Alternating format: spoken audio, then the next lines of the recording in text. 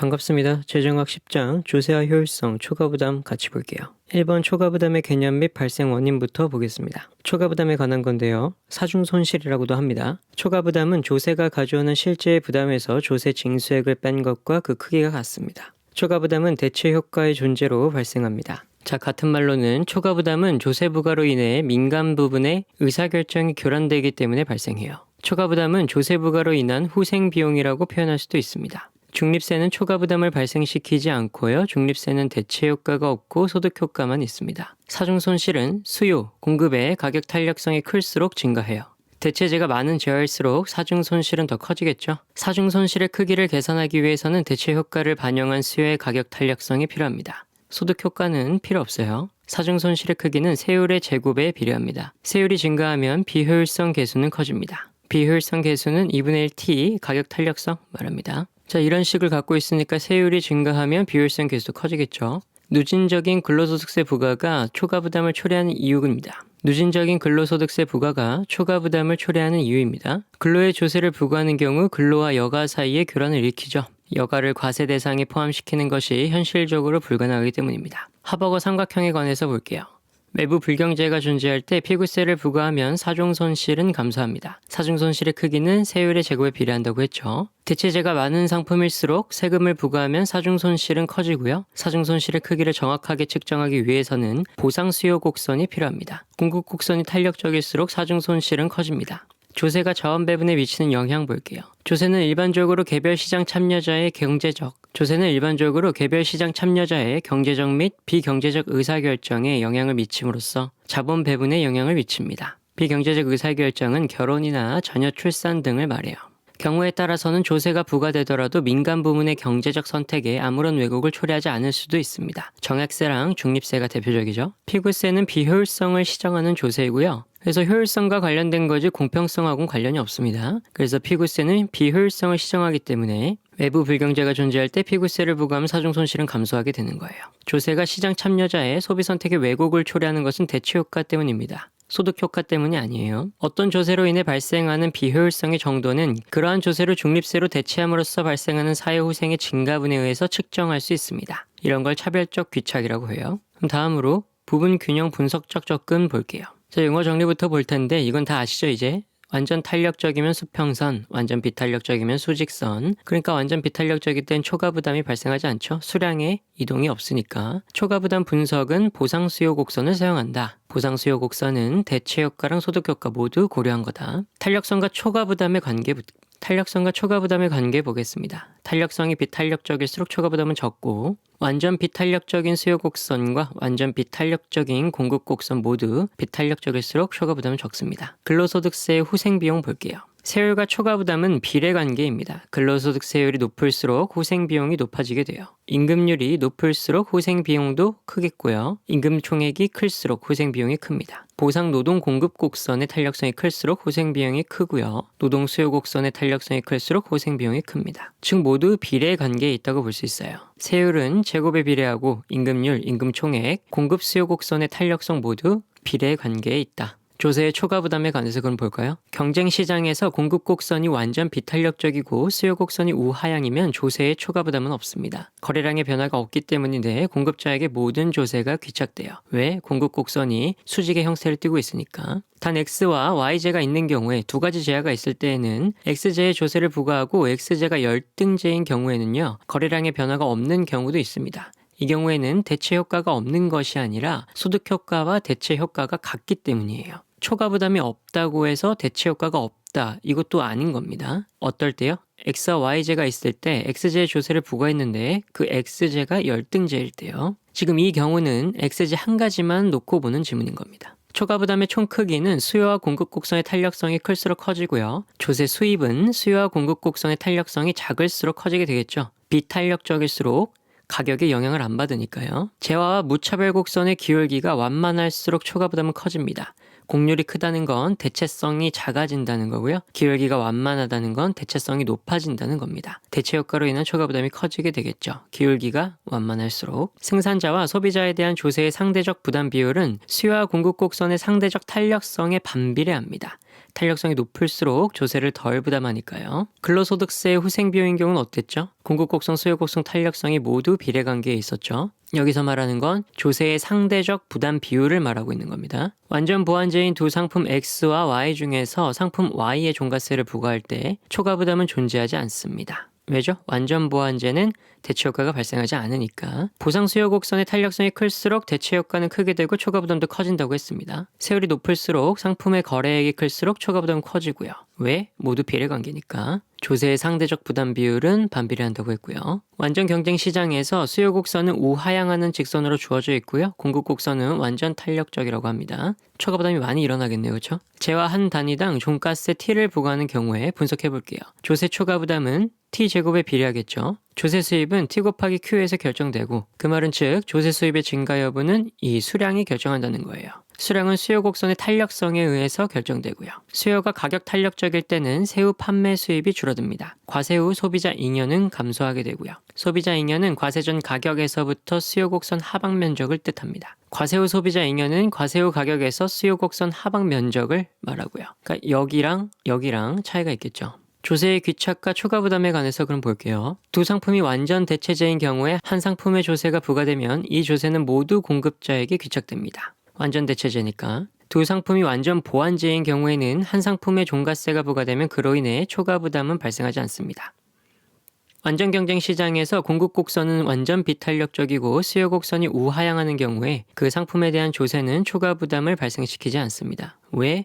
완전 비탄력적이니까. 다른 조건이 일정할 때 시간이 흐를수록 공급 곡선의 탄력성이 커지면 상대적으로 소비자에게 조세가 더 많이 귀착되게 되겠죠. 탄력성이 커진다는 건 수평에 가까워진다라는 거니까 공급 곡선이 수평에 가까워지면 그 상대방인 소비자한테 조세가 더 많이 귀착되죠. 반비례한다고 했습니다. 이자소득세는 대체 효과를 통해 비효율성을 유발합니다. 이자소득세는 현재 소비와 미래 소비를 교란시키면서 대체 효과가 발생하는 거예요. 완전 보완제인 두 재화 중 어느 하나에 물품세를 부과할 경우 초과 부담은 발생하지 않습니다. 완전 보완제니까 지금 반복되고 있는 거예요. 완전 보완제인 경우. 수요가 완전 비탄력적일 때 물품세를 부과하더라도 해당 시장에서 초과 부담은 발생하지 않겠죠. 종가세가 부과될 경우 초과 부담은 수요의 가격 탄력성이 크거나 재화의 거래액이 많을수록 증가하게 됩니다. 초과 부담은 대체 효과에 의해서만 발생하기 때문에 초과 부담을 분석하기 위해서는 소득 효과가 제거된 보상 수요 곡선을 사용해야 됩니다. 뭐가 제거된? 소득 효과가 제거된 보상 수요 곡선을 사용한다. 독립적인 관계에 있는 두 재화에 물품세를 부과할 때 발생하는 초과 부담은 대체 관계에 있을 때에 비해서 커집니다. 독립관계가 대체 관계일 때보다 더 커요. 대체 관계인 경우 한 재화의 조세가 부과되어 있는 경우에 다른 한 재화도 같이 조세를 부과한다면 사회 전체적 후생 손실이 감소하게 됩니다. 독립적인 경우에는 감소 효과가 없겠죠. 그 조세를 없애야만 없어지는 거니까. 조세 수입이 동일할 경우 두 재화보다는 한 재화에 세금을 부과할 때 초과 부담 커지고요. 위랑 같이 연결되는 겁니다. 두 재화를 소비하는 사회에서 개별 물품세가 부과되어도 수요량이 변화하지 않으면 초과 부담은 존재하지 않습니까? 아닙니다. 발생합니다. 다만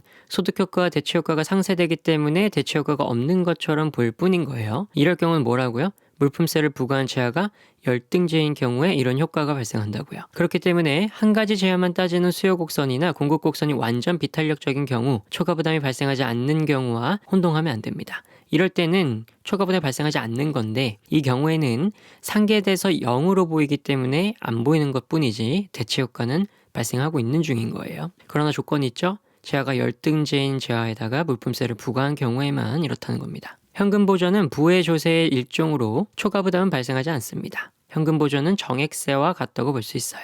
두 재화가 대체 관계인 경우에 X재의 조세가 부과된 상태에서 Y재의 조세를 부과하면 오히려 경제 전체의 초과 부담은 줄어들 수 있습니다. 두 재화가 완전 보완제인 경우에 한 재화에 과세하면 경제 전체의 초과 부담은 0입니다. 여기 나왔네요. 그럼 자세하게 볼까요? 두 재화가 완전 보완제인 경우 그래프상으로는 이렇게 나온다고 합니다. X재의 종가세를 부과하면 Y재 소비량이 감소하겠죠? 감소한 길이만큼이 조세 수입으로 옵니다. 지금 어떤 경우 보고 있어요? 두 재화가 완전 보완제일 때 보고 있습니다. 같은 길이만큼 중립세를 부과한다면 종가세나 중립세나 같게 돼요. 즉 종가세가 중립세가 됩니다. 종가세의 조세 수입과 정액세의 조세 수입은 동일하고 종가세는 과세 후 예산선을 변화시키나 초과 부담은 발생시키지 않습니다. 지금 예산선은 변경됐는데 초과 부담은 없다는 걸 알 수 있죠, 우리가. 대체 효과가 없기 때문에 소득 효과만 존재하고요. 보상 수요 곡선의 탄력성은 0입니다. 보상 수요 곡선은 대체 효과만 반영하는 수요 곡선이므로 0인 거예요. 조세 수입은 동등 변화와 일치합니다. 무슨 말이냐면 조세를 부과함으로써 소비자의 효용이 하락했다는 걸 뜻합니다. 하지만 사람의 주관적인 마음의 크기를 잴 수는 없죠. 동등 변화란 이것을 소득으로 수치화시키는 것인데요. 쉽게 말해서 가격 변화 이전을 기준으로 하고요. 보상 변화는 가격 변화 이후를 기준으로 합니다. 이해가 갑니까? 전 이해가 안 가요. 그래서 그냥 외웠어요. 조세 수입은 동등 변화와 일치한다. 자, 그럼 조세의 효율성에 관해서 볼게요. 지금 했던 말이 계속 반복되니까 그냥 읽어드릴 테니까 반복하면서 외우시면 됩니다. 조세에 의한 초과부담은 소득효과와는 관련이 없고요. 대체효과에서 유발됐죠. 조세부과가 초래하는 초과부담을 측정할 때는 보상수요 곡선을 사용해야 되고요. 소득효과가 제거된 정액세는 납세자의 경제행위와는 무관하게 세금을 부과하기 때문에 조세에 의한 왜곡이 일어나지 않고요. 이미 조세를 부과하고 있는 상태에서 새로운 조세를 부과하면 소비자들은 부담이 추가되지만 항상 효용이 줄어든다고 볼 수는 없습니다. 그런 경우 있었죠? 두 제야가 대체관계에 있을 때 X에만 부과했던 걸 Y에도 부과하면 오히려 감소했었죠. 이 기간 생애주기 모형에서 이자소득세는 없고요. 매 기의 소비가 정상제라면 근로소득세가 부과되어도 대체효과에 의한 초과부담은 발생하지 않습니다. 이자소득세가 없다는 건 현재 소비와 미래 소비 간의 교란이 없다는 걸 뜻해요. 상대가격 비에는 차이가 없고요. 그건 교란이 없고 대체효과가 발생 안 하고 초과부담이 발생 안 한다는 뜻과 같습니다. 소비재가 정상재이면 1기의 소득이 증가하면 1기의 소비도 증가하게 됩니다. 근로세가 부과되는 경우에는 소득이 감소하기 때문에 소비도 감소하게 되겠죠. 그러니까 지금 대체효과가 발생하지 않는다는 겁니다. 완전경쟁 시장에서 주세율이 10%포인트 인상된 경우를 볼게요. 맥주 수요의 가격 탄력성은 매우 낮고 맥주 공급의 가격 탄력성은 매우 크다라는 가정입니다. 분석을 보면요. 소비자가 조세의 대부분을 부담하겠죠. 왜? 수요의 가격 탄력성이 매우 낮고 공급의 가격 탄력성은 매우 큰 상태니까 소비자가 조세의 대부분을 부담하고요. 맥주 가격의 변동은 매우 크겠죠. 맥주 수요의 가격 탄력성이 매우 낮기 때문에 맥주 소비량이 적게 감소합니다. 조세 부과 후 총 매출액은 증가하고요.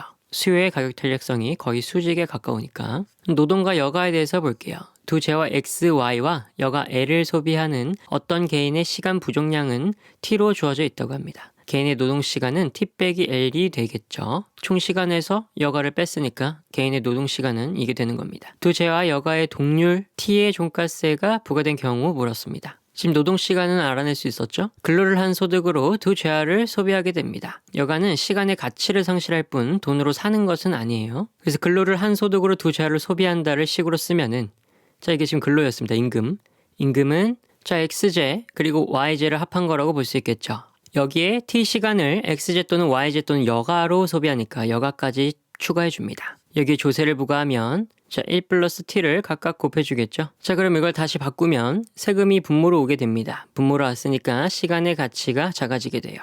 여기까지 유추를 하는 건데 이게 막상 하면 쉽겠습니까? 안 되죠. 외우는 게 편하지 않겠어요? 세금이 분모로 오고 시간의 가치가 작아진다까지만 일단 알고 있으면 되겠습니다. 과세로 인한 예산 제약식은 이렇게 형성되고요.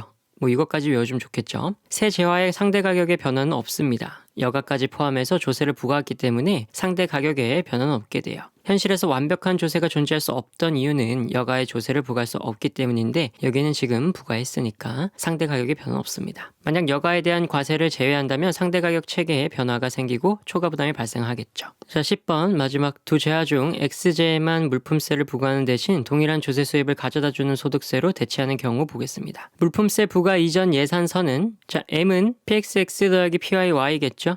X제에만 물품세를 부과한 후 예산선은 X제에만 물품세가 부과된 1 플러스 TX 되겠겠죠. 소득세로 대체한 후의 예산선은 이 소득에 세금이 달라붙은 형태가 됩니다. 1 빼기 T가 됩니다. 소득이 감소하기 때문에. 자, 소득세로 대체할 경우에는 1 빼기 T가 되죠. 소득이 감소하니까 물품에 붙일 땐 물품의 가격이 증가하니까 이렇게 됐던 거였고 오직 두 재화 사이에서의 소비자 선택이 문제되고 있는 상황에서는 소득세가 물품세보다 효율적입니다. 두 재화만 고려한다면 두 재화 사이의 상대 가격이 교란되지 않기 때문에 소득세가 중립세가 돼요. 지금 이 두 재화의 상대 가격이 교란되지 않고 있다는 걸 말하는 겁니다. 단 효율성 측면에서 여가까지 고려한 일반적인 상황에서는 소득세가 더 우월하다고 할 수는 없습니다. 하지만 이렇게 이것만 고려하면 소득세가 물품세보다 효율적이에요. 자 그럼 조금만 쉬었다가 초과부담 계산 문제부터 다시 보겠습니다. 수고하셨습니다.